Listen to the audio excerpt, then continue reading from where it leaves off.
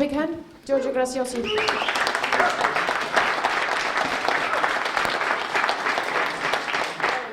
Well, thank you for the warm welcome. And first of all, I really want to express my gratitude to Johan and Niston for hospitality, and Björg and the collaborators for organizing all this. Well, this is to compensate the rain outside.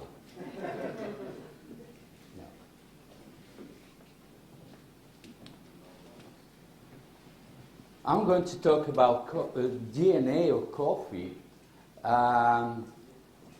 To keep alive your attention, well, before that, I have to say also, thanks to your audience, I noticed that the survival rate from the party of yesterday evening is incredibly high. Then I will introduce my teaching aids to keep you not asleep in 20 minutes or so. A ribbon, a green apple. I thought was a meeting on apples. A red apple and a pear. We had some troubles in the transfer from Italy, from Trieste.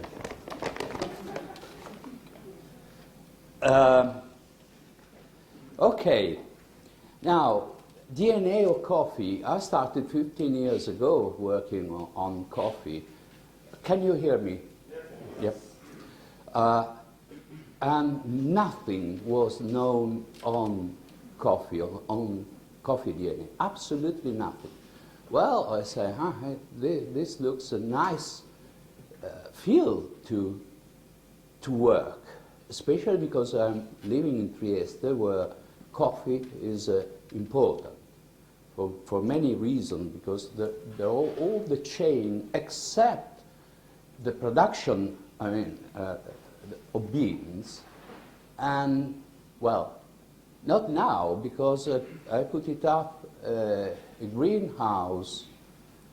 At the moment, we have something like 700 or more coffee plants, and they flower and produce beans. And also in my house I have my small coffee production. And actually this collection of coffee plants is no doubt the biggest in Europe, and also compared to some producing country is really a very good collection. I'm also engaged with the steering committee in a project, international project for sequencing, say, decoding all the DNA of Robusta. Are contributing 15 different institutions, 8 countries, including Brazil and India, and I think we are very close to an end for the sequence of DNA of Robusta. We started with Robusta. You will see why we started with Robusta. Next will be Arabica. Okay, let us go into the details of what I'm trying to convey. You know that coffee has a very long chain from the farmer to the consumer, and in this long chain there are many problems. As research is concerned, there are also different interests. For if you compare the consuming country to the producer countries, because are clearly different in interests. The producer are interested in producing the coffee, and so they can be interested in the structure. For instance, Caturra is a short tree, so it is easier to pick up the cherries. So the or other thing, resistance to all sorts of pests and diseases, and also they are interested in high productivity and so on. Now they start also to be interested in quality, but for sure the consumer countries, we as consumers, there are also people from producing countries here, but we are interested more in high quality cup, not directly high quality beans, but cups, coffee cup. And for instance, we could be interested also in some characteristics like low caffeine. Probably you heard that there are some plants with very low content of caffeine, so it would be very interesting to develop a strain which is low or nil caffeine producing. Some plants are already being identified, but to develop this requires something like 20-25 years. Okay, so if we consider these different interests of the consumer and producing countries, we can say that a whole approach, general approach on the DNA can cover both sides of interest. In fact, if we understand all the genes of DNA, genes or DNA are more or less the same thing, more or less, we could identify good agronomic traits like resistance to pests, flowering synchrony, productivity. There is a very long list. Another long list is the identification of quality of cup quality.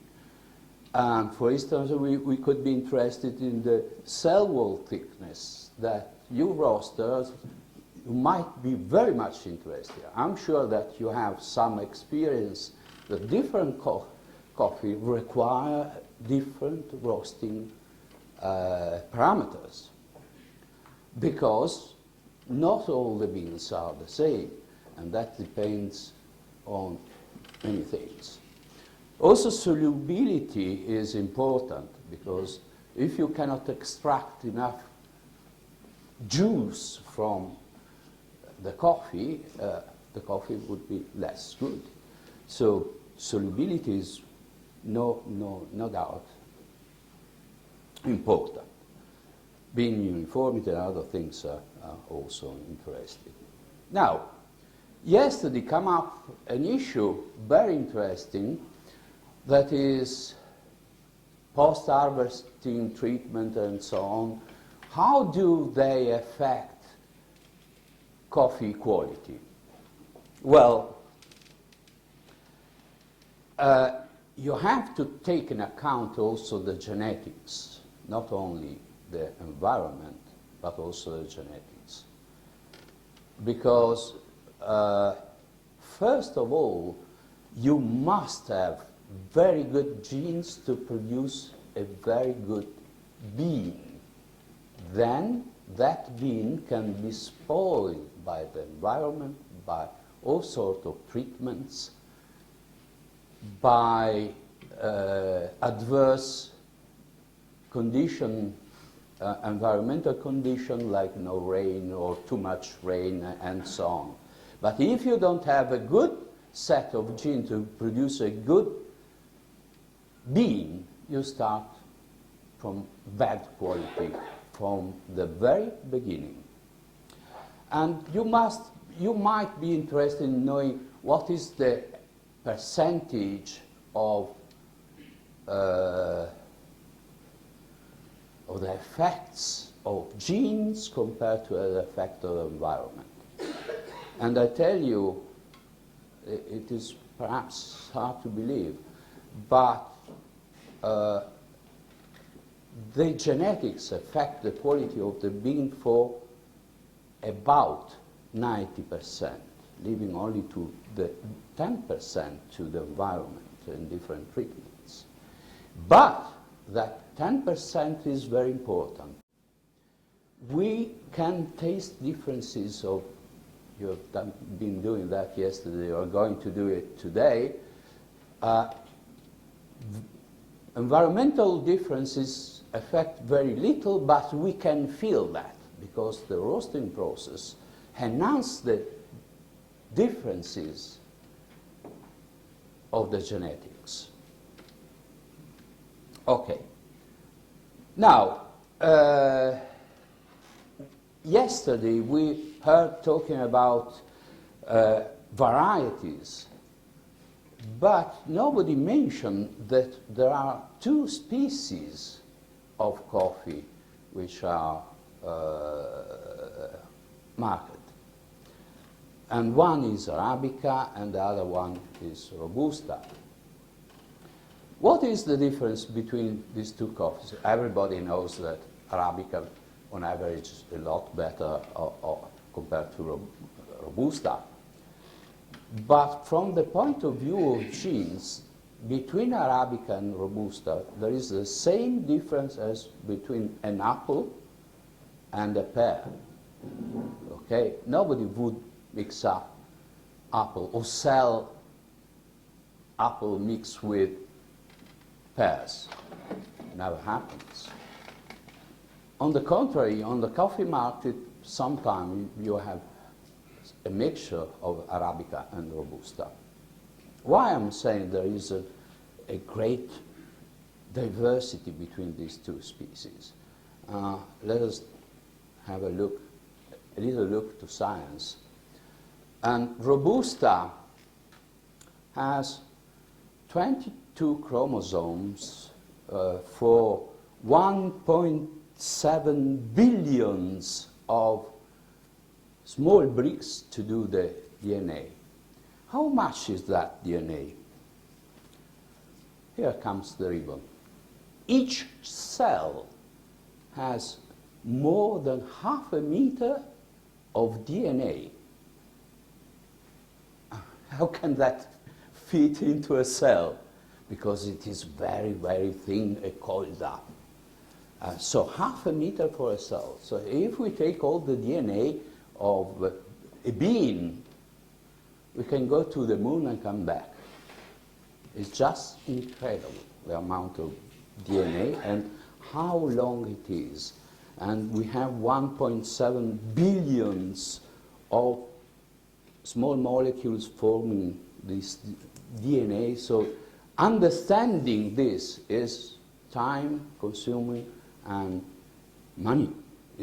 Investment are very high, millions to sequence all this DNA, million euros. There is another plant we probably you don't know, and it is not a commercial plant, which is called Coffea eugenioides, which also have 22 chromosomes, more or less the same amount of DNA.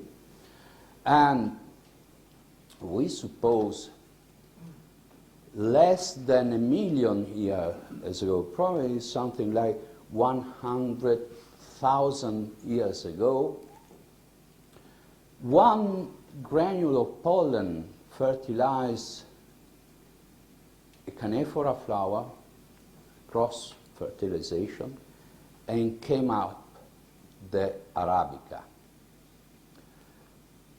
Because of this, Arabica has twice as much this cross-fertilization.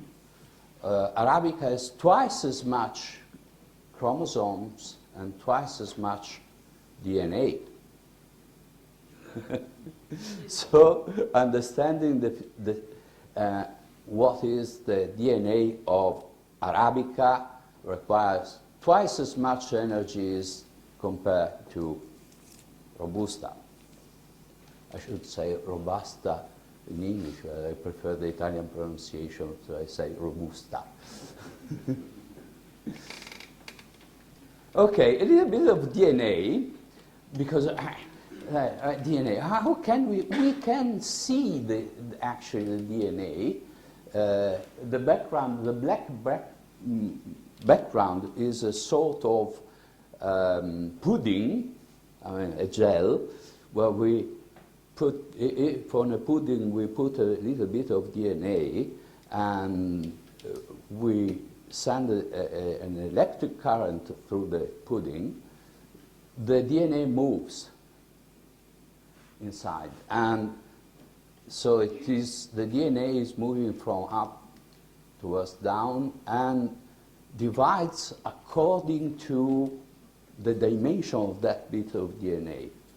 So running these things, this is only one gene, and running this analysis by chance, we found that a specific gene called EST18 gave two bands,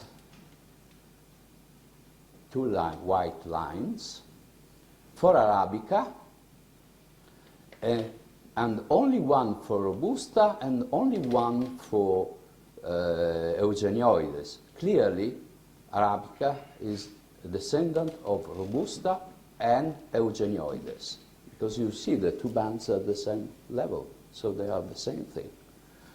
Oh, we thought, well, perhaps we can use this system to distinguish DNA from Arabica and Robusta. I must say that this is one diversity coming out from a few millions of different genes. So it is not easy to find, and we found it by chance. This is not very good if you have a mixture of Arabica and Robusta, because you have two bands, so you cannot really see if there is some Robusta inside. So we developed other systems for distinguishing the two species. Okay. This is not particularly interesting for roasters, but it is interesting for consumers and distributors of coffee, big shops, because they have to check, they buy directly roasted and ground coffee, and sometimes they don't know what is inside the packet, the retail packet of coffee they are selling. So they ask for analysis for knowing what is the percentage of Robusta inside the packet. Until now, this could be done on small molecules which have different concentration in Arabica and Robusta, but this chemical, I call it a chemical test, is becoming absolutely unreliable, and nobody trusts anymore this analysis, because there is a diffusion of Catimor and Sarchimor. You heard about these varieties of Arabica, and they are, these Catimor and Sarchimor are crosses with the Hybrido de Timor, which is bringing in a lot of genes of Robusta. So the amount of this small molecule can be different in different Catimor or Sarchimor, and sometimes is very similar to Robusta, so that the analysis is not anymore reliable. On the contrary, the analysis of DNA, which I am calling a biological analysis, not a chemical analysis, is absolutely reliable because can distinguish the amount of DNA, and there is no discussion on the amount of DNA, and we are going to look at specific sequence which we find only in Robusta or Arabica. So it's definitely more reliable.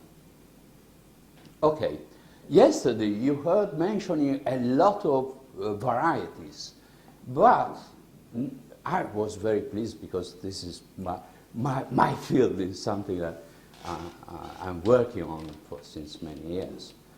But all the varieties were mentioned yesterday. They are all Arabicas. Okay? So we must be sure of that. And we actually spend most of our research energies, let's say so, for distinguishing different varieties. And we develop what is called microsatellites in Arabica for distinguishing the varieties. Now, coming to varieties, I don't have a red apple in the figure. I have okay. This is, can you recognize what type of apple is this? It's a Granny Smith. And the taste is sour, while the Golden Deletion is very sweet, very different from this one. Then there are the red apples. There are many, many varieties of red apples. I think this is a Fuji. And the taste is in between the green one and the yellow one. The green never gets red and never gets yellow. Okay, this starts being red, green and then turn to red. Now, if I go and buy a Granny Smith coming from Chile, from Italy, from Sweden, in England, and I taste it, more or less the taste is always the same. I can recognize, if I don't see the apple, I just taste it. I can say, this is a Granny Smith, or I can say is a Golden Delicious. Independent from the place it is coming from.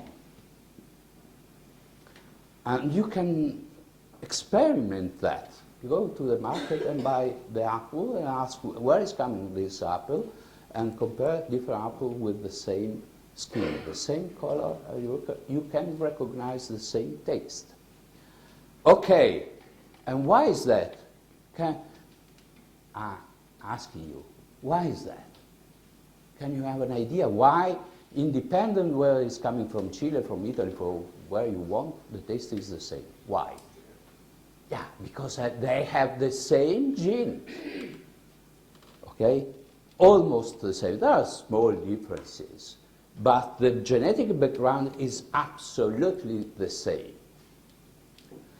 And that weighs a lot more compared to the environment. But the environment has also its effect. This apple, from the apple on the right-hand side from my apple tree, had some problems, and that is clearly the effect of the environment. It was banging on the branch, and so suffered.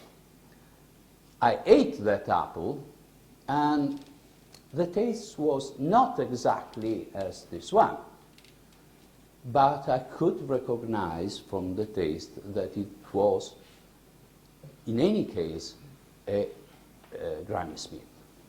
Okay, so the effect of environment was clearly was not so good as this one, but I could recognize was the same. Now, when we are talking of varieties, we are talking of different apples with different colors, which share a specific genetic background. When we are talking of different species, apple and pear are different species.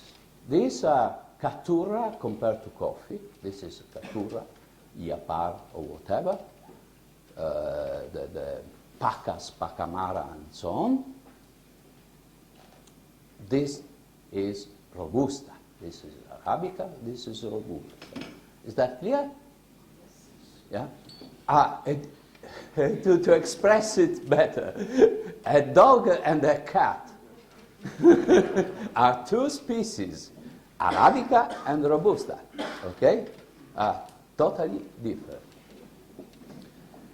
Now, coffee, coming to coffee. Some of you could recognize some difference among the, I cannot really, well, I can see one is small. Number one is a caracolite, there's just one bean in a cherry. It's round shape. But here, there are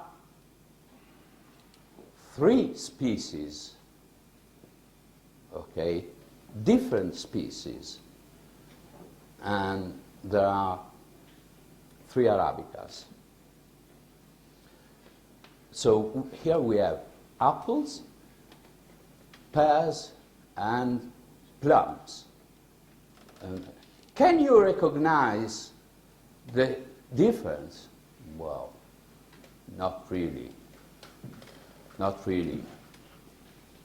So coffee is difficult because beans are beans, and there is a huge variation inside the production of one single tree, which covers the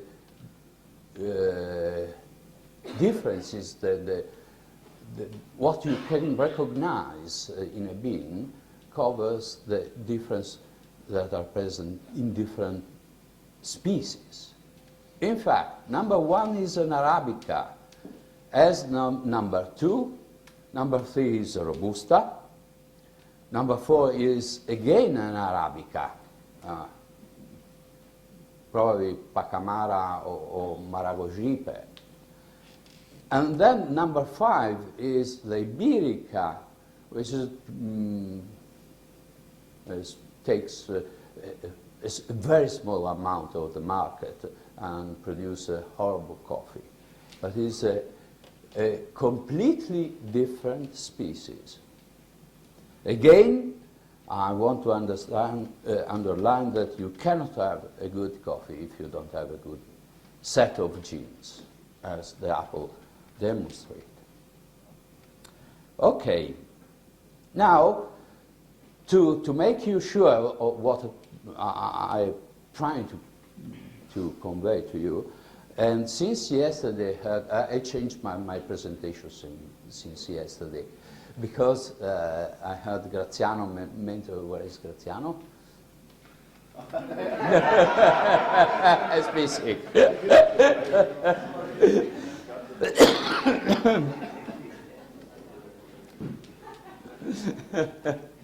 Okay. Well, yesterday Graziano mentioned several times the Geisha variety and the story of this variety. What actually happens was in Panama, by now 8 years ago, the Hacienda La Esmeralda had different plots, different fields. They were mixing all the coffee all together and then selling it.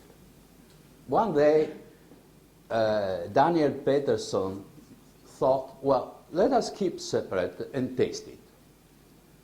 And came out that the coffee coming from Jaramillo was completely different and very, very good. So they said, oh, it's better to keep that separate. And what was strange was that the Jaramillo coffee was only one specific Arabica variety. Was either red or green, just a variety, which is called Geisha. And here are the prices. I stopped at 2008. They started with $21 per pound, and then they went up, and 4 years ago, they managed to sell that coffee for $100,000. Now, I think I'm not a coffee dealer. Well, I'm dealing with DNA of coffee, but I'm not on the market. And in my opinion, if we try to go by the variety, then certainly the producer can benefit of that. And the Geisha story is clear. But also the roaster and the markets of coffee, because instead of selling coffee, I'm selling coffee green, red, yellow, and so on. So I can diversify my product.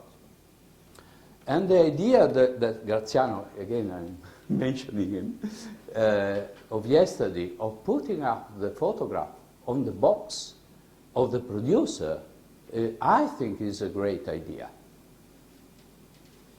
But there is a problem because some smallholders some producers are so small that really they produce a bag, 2 bags of coffee, and that is going to be a problem for the market because I cannot spend, as a coffee dealer, too much money to push for this coffee if I can sell only 1 bag.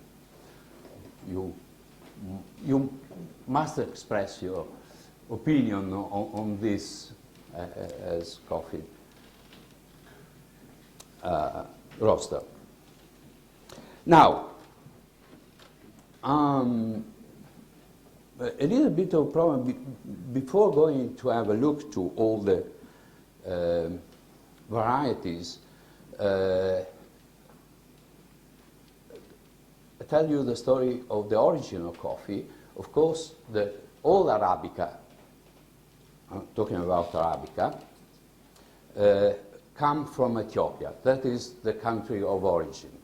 Then, almost half a millennium ago was transferred, some plant went to Yemen, and from Yemen to Java, to the island of Bourbon, and then through Amsterdam and Paris. Paris is not mentioned, actually, it's important, went to South America and Central America. The original plants which arrive in America are only 2 types. One is called Typica and the other one Bourbon. Altogether, they were 8 plants.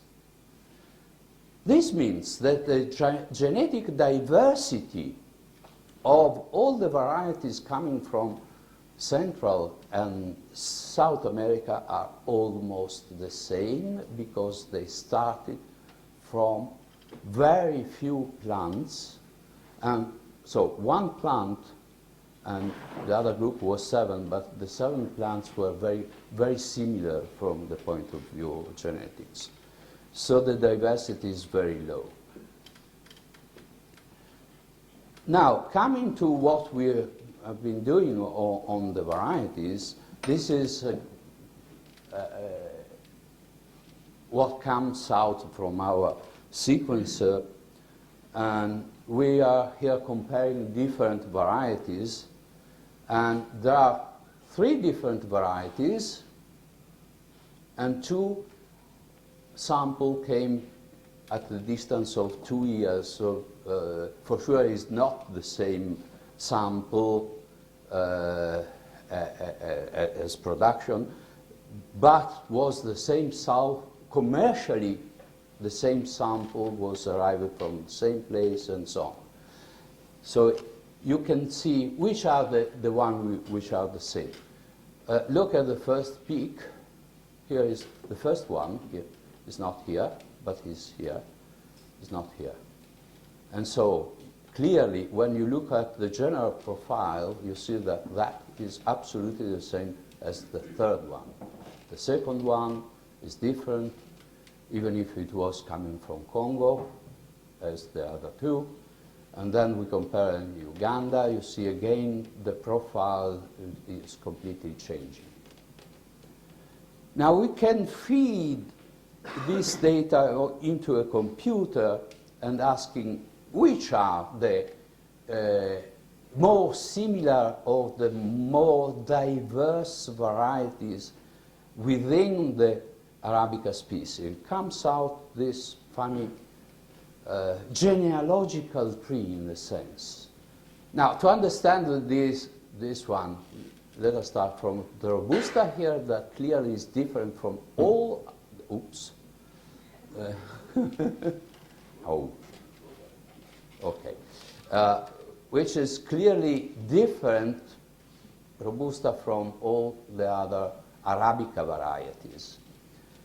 And so it is this branch here, and this branch, so we have Robusta here. Then the branch divides into two branches. One, this branch covers all this.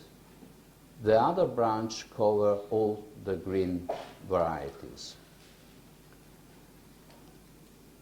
The black,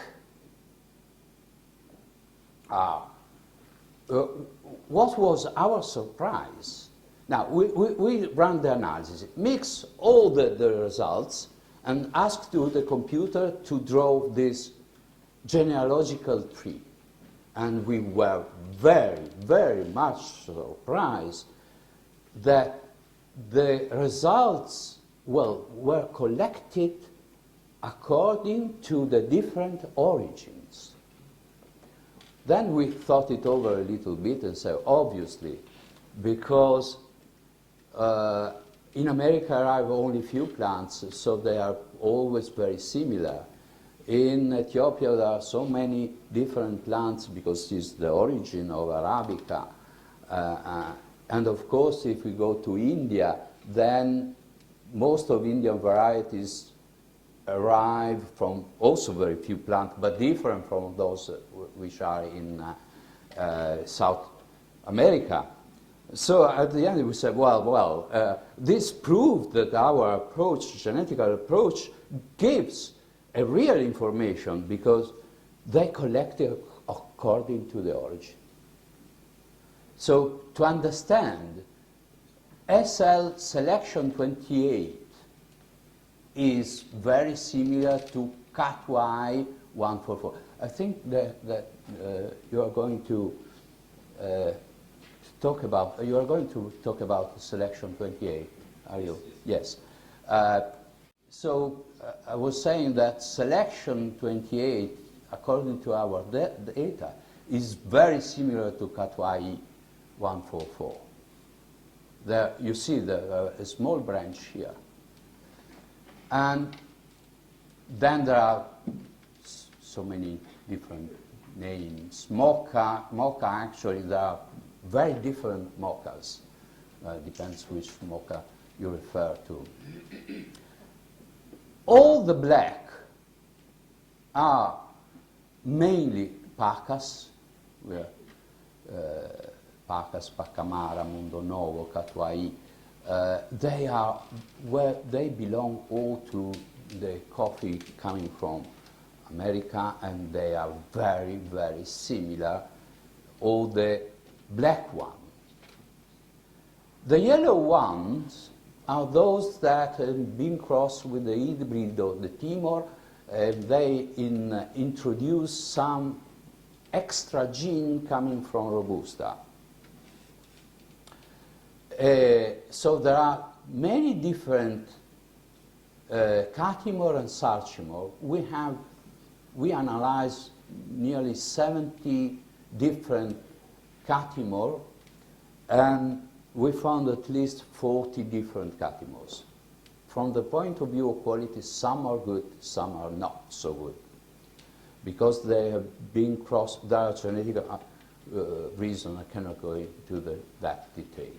Interesting, the Indian varieties, the blue, can be very different, as I mentioned.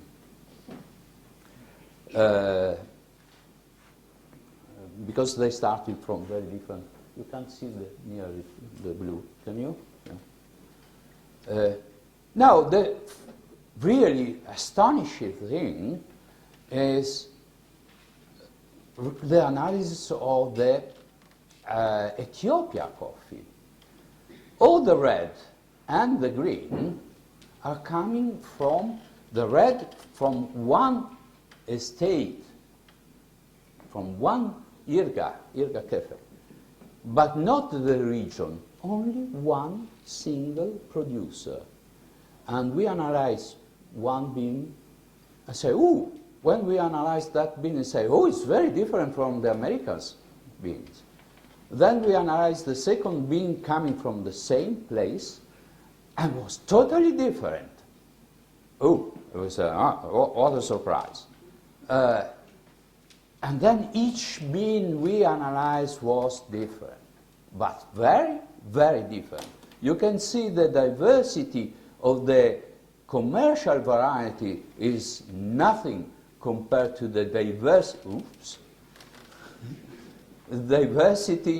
of the Ethiopian coffee. Now we have, this is not the full story. These are, I think, 100 and some analysis. By now, we have a data bank, reference data bank, of 320 and more plants. So 3 times as much as this. But then it becomes so complicated, it's better to have a smaller one to discuss about it. Okay, so coffee dealers, unfortunately, are dealing with Ethiopian coffee. What does it mean? From my point of view, it's very difficult to say it is one coffee. Each plant is different. Okay, now I'm coming close to an end, and the University of Trieste took notice of what we were doing, especially because we put up a greenhouse with hundreds plants inside, and that is very expensive, so the university took notice there was a problem. Yeah? And say, well, let us try to do something about this.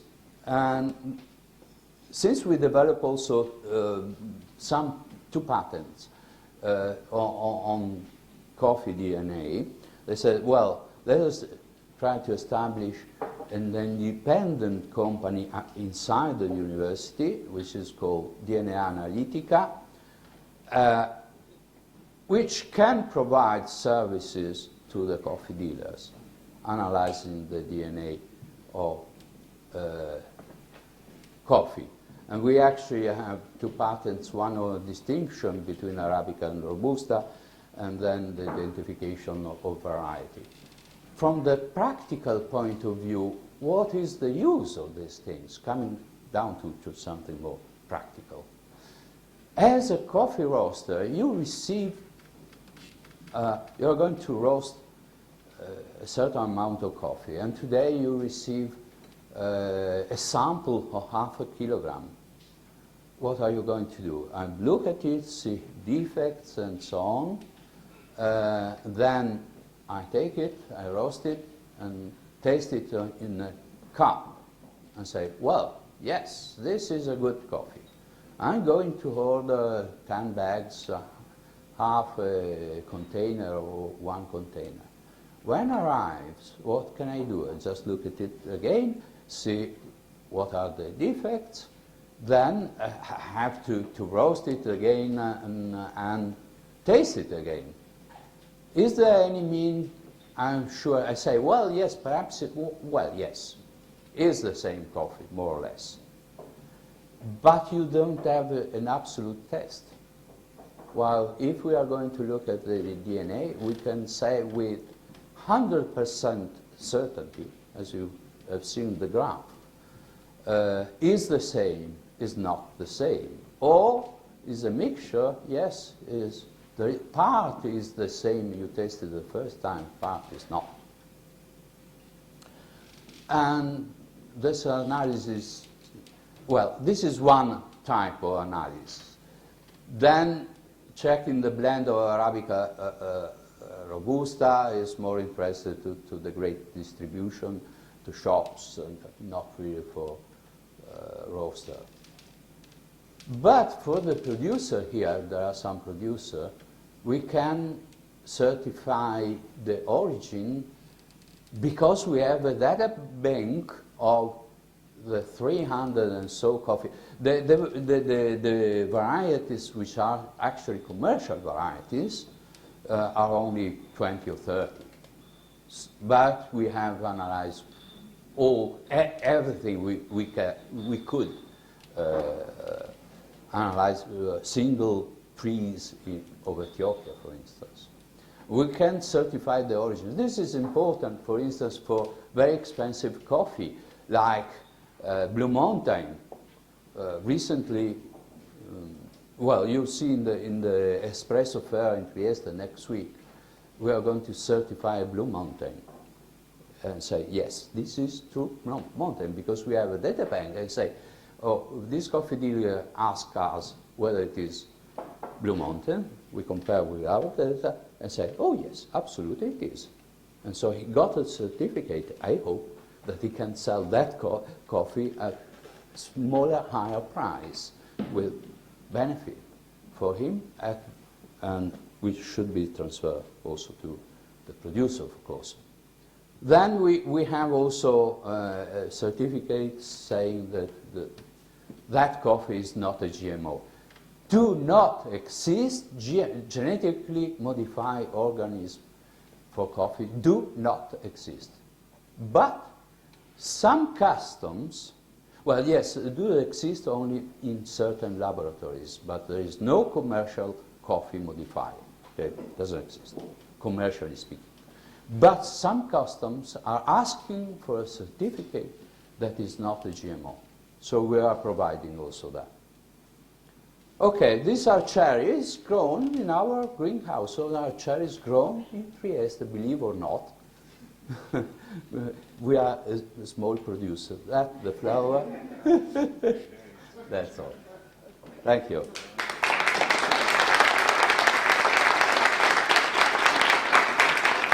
Thank you very much, Giorgio. I want to give you a present as a thank you. Thank you. We have time for a couple of questions. Yes, Felipe.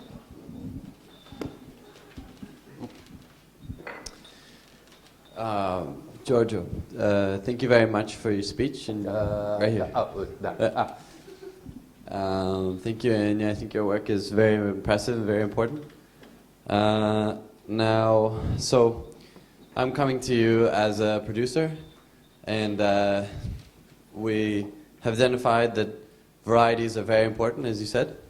It's fundamental to differentiation of flavor, differentiation of your product, and which means how much more we can make. How do we get access? Excuse my very direct way, but we know this. How can we get access to more varieties so that we can plant? More? How do we get? We only have available to us 8 varieties, which are almost the same thing. Yes. So, like, no matter how much we do, it's the same thing. So, how do we get? How do we do this? Yes. Now, it's very difficult to have beans. It was very difficult to put up our reference greenhouse with ours, because it's people I know since 15 years. I ask her, oh, could you give me some beans? Oh, yes, it never arrived. So in reality, you are right. This is a problem. You can overcome that asking. There have been some international organization and expedition to collect coffee beans from Ethiopia, and many of these plants are kept in Cartier, Costa Rica. And they, also United Nations organization doing this. And they are obliged to give you beans. There was 5 institutions involved from 5 countries. Yeah, right. Yeah. And that's just, as far as my knowledge, that's the Geisha story, is that the one that went to Costa Rica, they actually released some of these, and that's how eventually a farmer called Don Pesci brought this to Panama, and that's how they got access. And look what it's done for those farmers. And there are 5 institutions that have these seeds, and they will not release these. Well, you are in Brazil, and for sure in Campinas, Istituto Agronomico de Campinas, they have a very good collection also of Ethiopian plants, and they must give you. If you officially ask them, they must give. I know that they will be a little bit reluctant, but they have to do it. Especially because you are in Brazil.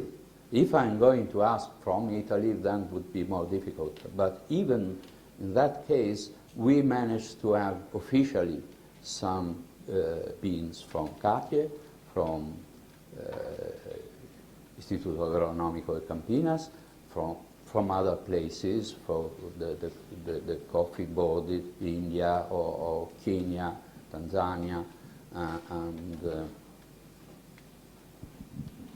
all the varieties of Indonesia, for instance.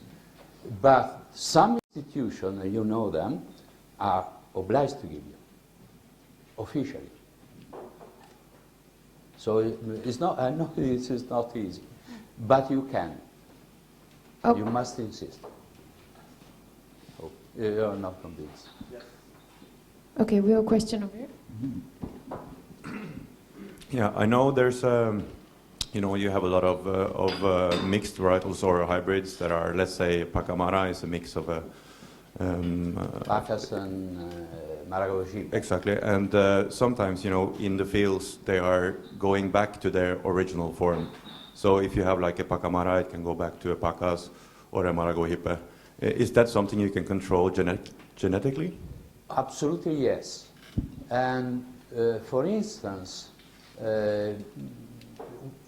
Caturra, with a short stature, is only one gene.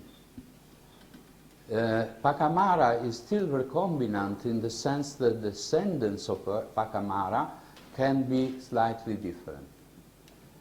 But let us say I mean slightly different because in some instances is only one gene making a lot of difference, at least as appearance, because I say it's only one gene for the stature, okay?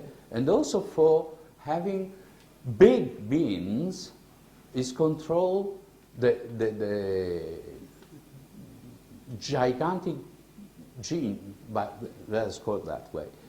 It's only one or only 2 or 3 genes to make the bean very large. It is not always so. Sometimes some traits are under many genes. Okay, but coming to humans, blood groups A0, B, AB, our blood groups is under strict genetic control and has nothing to do with the environment. The environment cannot affect the blood group. No way.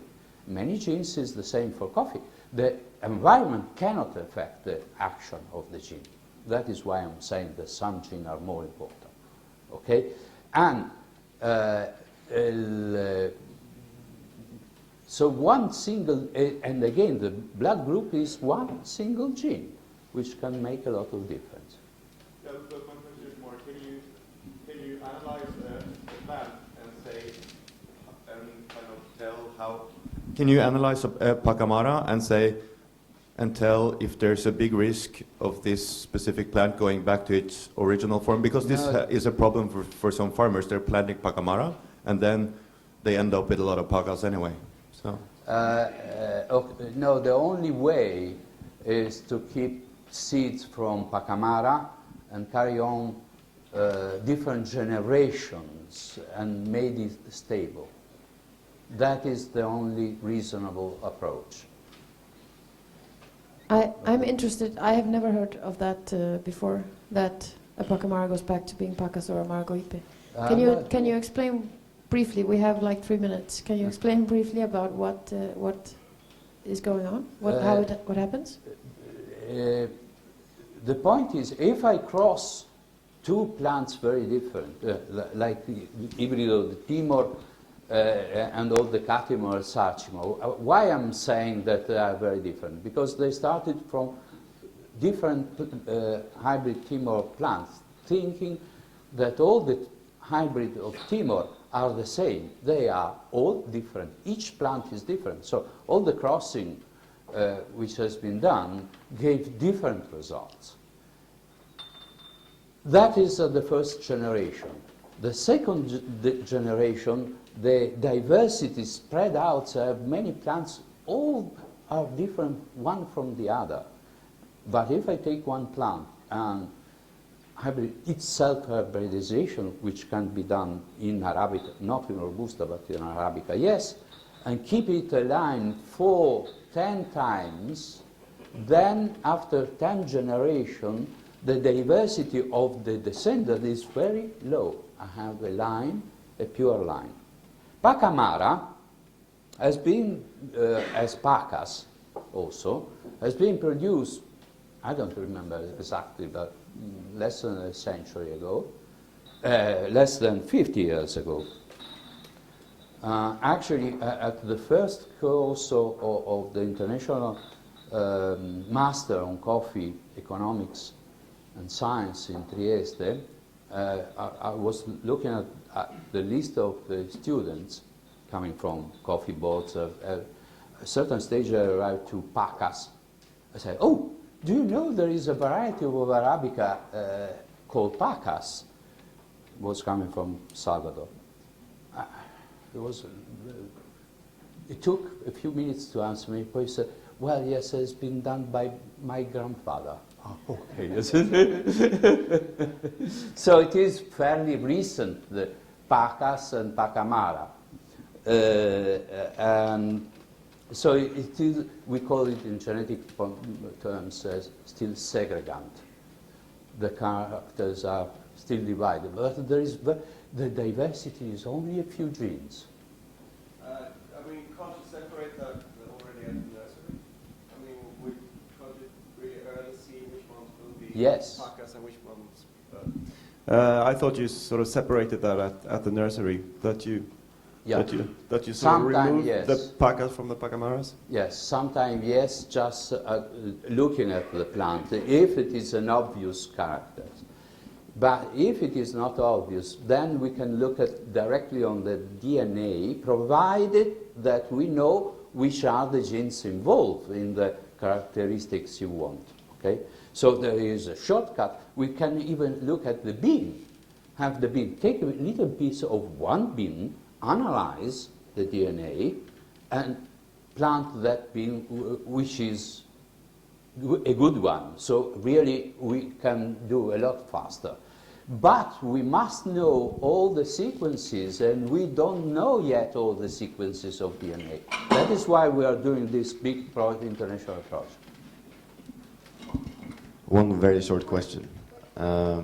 Is there a website or some literature where we can find information of what the different varieties are coming from and so on? Have you released any of your studies? Well, yes, if you go, not much, because we are not publishing a lot, but yes, we will publish. You can have this branch, this sort of genealogical tree. If you go under my surname and Patrizia Torni in Casa, for instance, but you go under my surname and Arabica, or better, Coffea Arabica, otherwise if you go in internet with the coffee, you get 1,000 million answers. And we hope Yes. we hope to have your presentation to put it online together with the video, so you can see it again when you watch the videos. Thank you very much. Well, thank you to you. Giorgio? Thank you for the book. You're welcome.